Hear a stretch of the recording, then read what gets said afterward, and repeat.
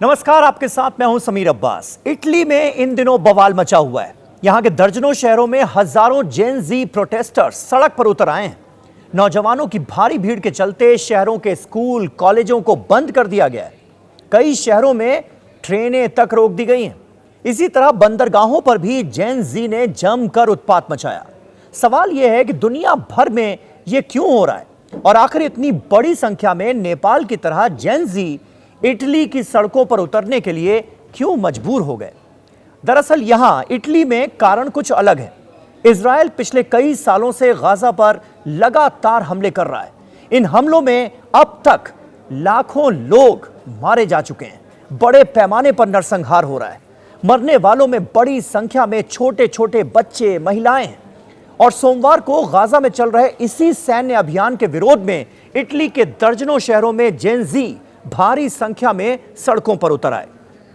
इसे यूरोप के सबसे बड़े राष्ट्रव्यापी प्रदर्शनों में से एक माना जा रहा है।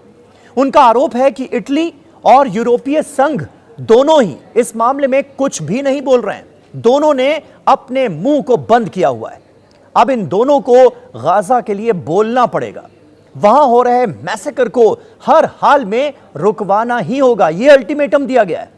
इटली के शहर मिलान से लेकर पालेर्मो तक जेन जी प्रोटेस्टर्स और दूसरे लोग भारी संख्या में विरोध प्रदर्शन कर रहे हैं। इसी तरह जेनोवा और लिवोर्नो के बंदरगाहों पर काम करने वाले मजदूरों ने भी इस विरोध प्रदर्शन का समर्थन किया है और जहाजों को रोक दिया है। मजदूरों ने कहा है कि इटली का इस्तेमाल इजराइल को हथियार भेजने के लिए किया जा रहा है, लेकिन अब ऐसा नहीं होने दिया जाएगा।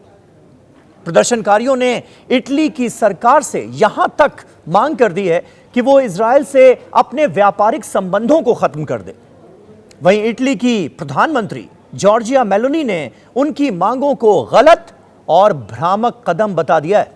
उन्होंने इस विरोध को कट्टरपंथी वामपंथी यूनियंस की राजनीति कहकर खारिज कर दिया है।